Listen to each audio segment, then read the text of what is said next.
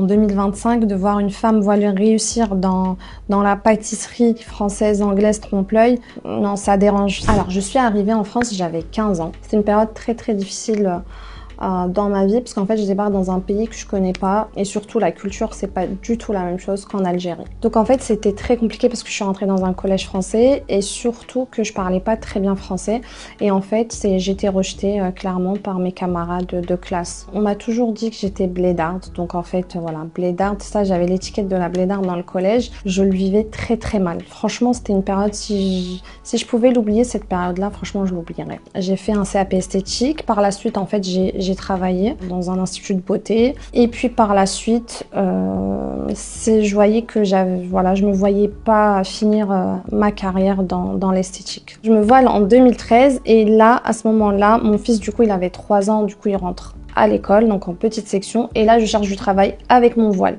Très très compliqué. Bon, franchement je pensais pas. Avec le voile, en fait ça passait pas malheureusement, donc c'est quelque chose qui m'a frustrée. On m'a fermé des portes à chaque fois, et du coup là j'ai eu je crois un déclic. Et là, j'ai commencé la pâtisserie. Il faut savoir que moi, même avant, dans ma famille, ma belle famille, en fait, je faisais déjà des gâteaux pour la famille. Par la suite, j'ai eu ma première commande où, en fait, même moi, j'étais épatée du résultat. Mes frères et tout, ils ont vu, ils m'ont dit, mais genre, en gros, tu peux faire ça. Et du coup, j'ai commencé ça. J'ai fait une petite formation de 4 jours pour me perfectionner. Et puis là, voilà, j'ai emménagé mon garage et l'aventure, elle a commencé comme ça. J'ai ouvert ma première boutique en 2018 et mon CAP, je l'ai eu en 2017. Et en fait, ma première boutique, c'était vraiment un échec. J'étais vraiment pas la bienvenue dans ce quartier-là, plus ou moins, voilà, avec mon voile. Quand je l'ai fermé, j'ai décidé de le fermer, même si je payais le loyer, mais j'en pouvais plus, clairement, c'était trop pour moi. Et du coup, en fait, j'ai cherché un autre dans un quartier où, on va dire, il pouvait m'accueillir avec mon voile. Après le Covid, c'était un burn-out parce que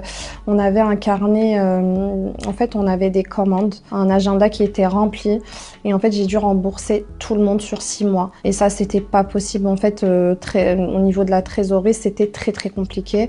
Il y en a que j'ai fait des avoirs, du coup, j'ai dû travailler plus, quitte à même dormir en boutique, etc.